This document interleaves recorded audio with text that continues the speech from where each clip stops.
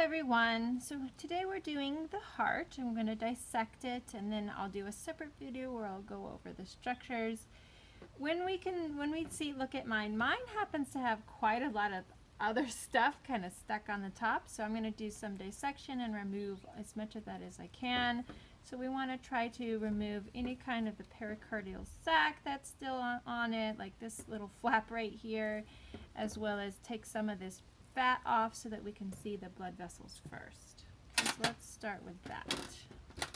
I'm going to start by trimming away this little part of the fibrous pericardium, which like I said, is part of the pericardial sac, which will enclose the heart. Okay, so take all that off. We don't need any of that. Okay, be careful, you don't want to take the blood vessels with it. You want to just remove the sac.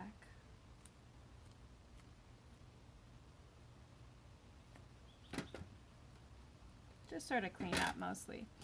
Okay, and then the other thing you want to do is just start, see this yellow stuff? Anytime you see yellow, kind of lumpy things, that's just going to be loose adipose connective tissue, so fat tissue. And we don't need to ever keep that fat tissue, but we do want to try to keep the blood vessels underneath. Okay, so what we're going to do is we're just going to break through that membrane there and start peeling away and picking at the fat. Just sort of pick it away. Okay, so if it comes off easily like this, that's just going to be fat.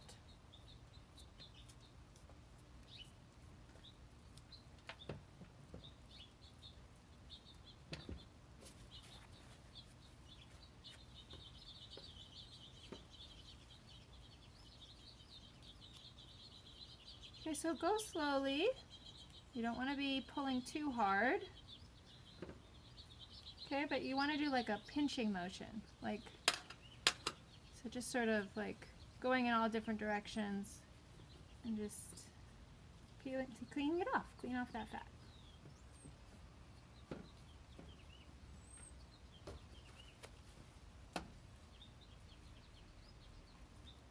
Just like you did with the mink muscles. You can even kind of scrape it off. That is so, it's so rubbery and soft that it'll just come right off.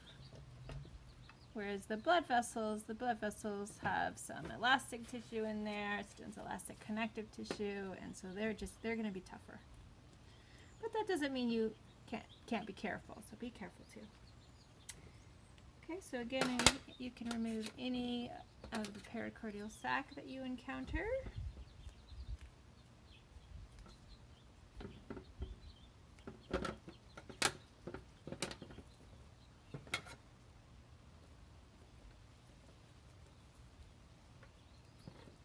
Okay, so I'm going to actually do a jump forward.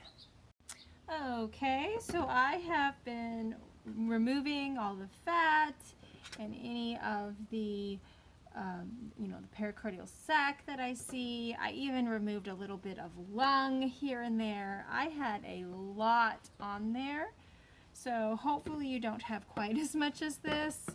I've never had this much before, so I'm a little bit surprised, but now I can start to see what I'm looking at. So if I just removed all the fat, and again, I didn't remove every little piece of fat, that would just take forever, just enough so that you can identify the blood vessels. So what I want to do now is I want to go through the chambers, sort of orient yourself anterior versus posterior, and then work through the blood vessels, which I have marked with my little utensils here.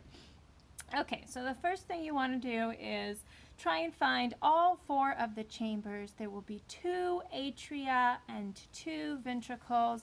The atria will be up near the top where you see these little structures here. Now the flaps, see, now I have no utensils now. The flaps themselves, those are called auricles. Okay, so where you see the auricles, that's where you will see the atria.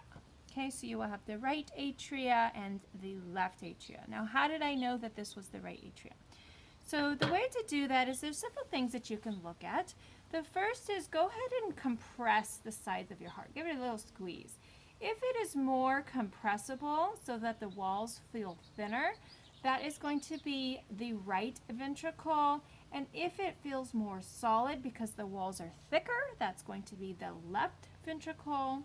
Also, see this point right here at the end? That's called the apex. So this point would be the apex and this flatter side would be the base. The apex is going to be part of the left ventricle. Now be careful though, sometimes the hearts, when they get packaged up, sometimes they get so squished that the apex isn't quite pointing in the right direction. But kind of use both things. Give it a squeeze. Right, the more compressible side will be the right side, so this right here. Down here would be the right ventricle. This is the left ventricle, thicker with the apex on it. Now, how do I know these are the ventricles? So again, you look at the little flaps. The auricles will be with the atria. Everything else is the ventricle. And the way that I know right and left is what you're going to do is you're going to look for a line kind of running sort of down the middle, a little bit at a diagonal. That's going to be the anterior interventricular solstice. Now let's break that word down. Anterior means in the front. Excuse me. Inter means between. Ventricular, solstice means groove, right? So it's the groove between the two ventricles on the front. So here would be the anterior interventricular solstice. Now, there's also one on the back. Okay, see this right here? That would be the posterior interventricular solstice. Now, how do you know which way is the anterior side and which way is the posterior side? Okay, so one thing to do is if you're looking at the anterior side, the left ventricle will be on the left side and the right ventricle will be on the right side. So you can do it that way. But another thing to do is to go ahead and identify your blood vessels. Okay, so see this one, this very, very circular one with a nice thick wall. Remember that arteries will have thick, nice solid round walls because it has a thicker tunica media, okay, because they have to withstand higher pressure. Whereas the veins will be thinner walled. Okay, so look how thin this wall is. Okay, very thin walls because they don't have to withstand as much pressure, as many pressure changes. Okay, so the one right in the front, definitely emerging from the right ventricle, that is going to be the pulmonary trunk. The pulmonary trunk. Now the pulmonary trunk will then branch into the pulmonary arteries. You may or may not have the pulmonary arteries. I actually did have a piece of the pulmonary arteries, but I decided to go ahead and cut it off so that it's easier to look at. So I no longer have any pulmonary arteries. But this part right here, before the branching of the two arteries, so the right and the left pulmonary arteries, this area here is the pulmonary trunk. And the pulmonary trunk is nice dead smack in the very front. Okay, so the most anterior blood vessel. And so this is the anterior side. This is the right ventricle, right atrium, up where the flap is, where the auricle is, left ventricle, left atrium. Okay, pulmonary trunk. Okay, so now that we've kind of identified all the major structures of the chambers and all that, let's go into the blood vessels. Here we have the pulmonary trunk again that is emerging out of the right ventricle.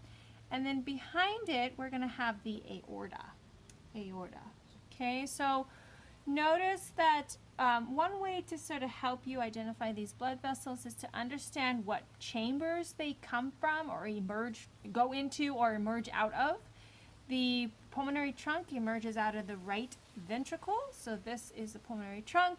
The aorta is going to emerge out of the left ventricle. Okay, so if you were able to stick your finger all the way down, you would end up in this chamber, and that's one of the ways that you know that you're in the right place.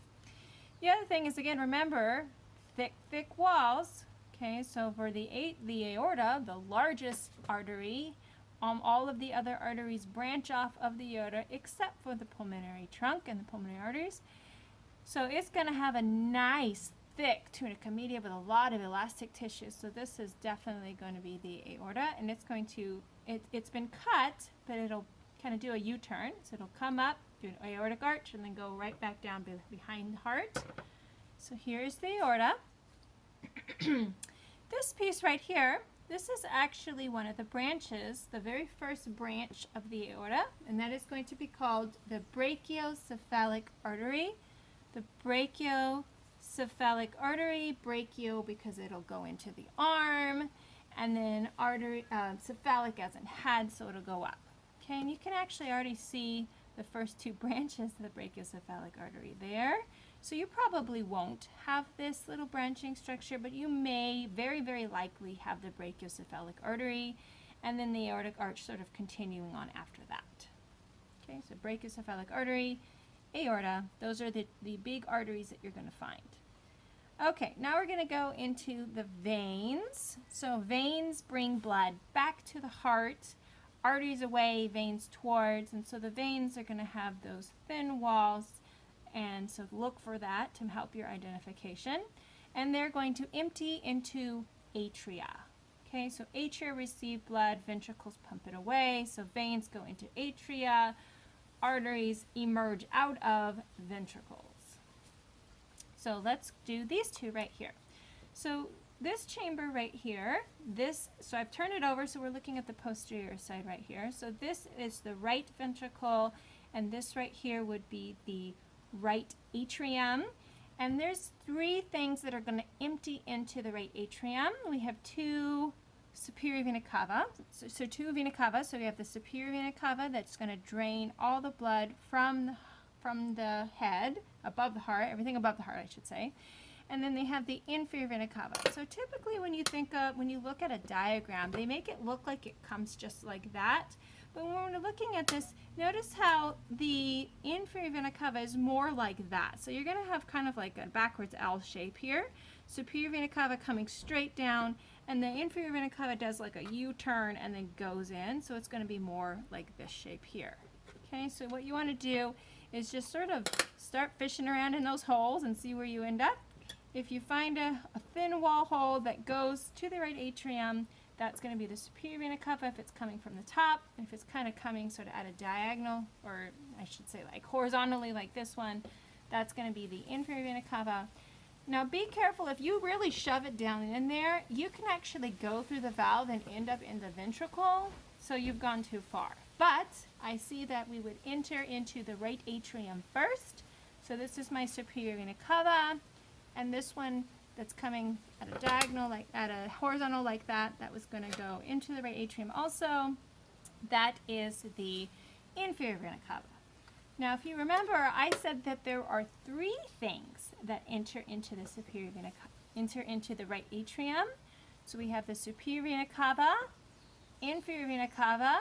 There, the third one is actually called the coronary sinus. Okay, the coronary sinus. Okay, so still got a little fat on mine. Let's clean it up a bit. So you notice that, see this sort of enlarged pouch structure here, kind of running along the top of the right ventricle, kind of going into the right atrium. That is going to be the coronary sinus. Okay, this little enlarged part.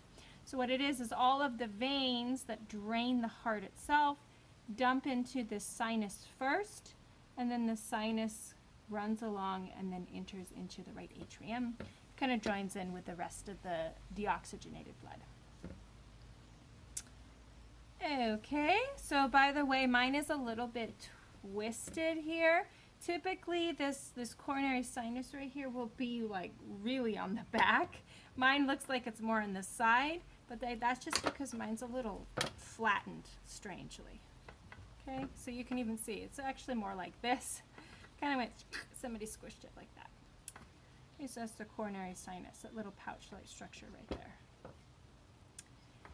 Okie dokie, so we got pulmonary artery, we have the aorta, brachiocephalic artery, we have the superior vena cava, the inferior vena cava. Now we need one more set of blood vessels, and they are going to be veins. They're going to empty into the left atrium, And what they're doing is they're draining blood from the lungs. So the lungs would be right here on the side of the heart, and you have two left pulmonary veins and two right pulmonary veins, and then they kind of all dump into the chamber here. Now I have, little pieces of each pulmonary vein, but I ended up getting more of like a big giant hole, because when you take the two veins kind of merging together, depending on where you cut it, so if you cut it like up here, you'll get individual holes. If you cut it kind of past the part where they merge together, you end up with one big hole. So you may have 1, 2, 3, 4, so anywhere between 1 and 4 of these big, very thin wall holes that definitely enter into the left atrium. Those are going to be the pulmonary veins. Okay, so this blue one right here, that's a big hole where the pulmonary veins merge and then go into the left atrium. Okay, so those are all of the external structures. Oh, I did want to mention the visceral pericardium. So for the visceral pericardium, you'll notice that, let me see if I can pick it up a little bit. There is a very kind of delicate membrane that sits on the surface, like part of the heart itself. See that very delicate membrane I'm pulling up right now? That is the visceral pericardium, also known as the epicardium, and that is going to be one of the serous membranes right there.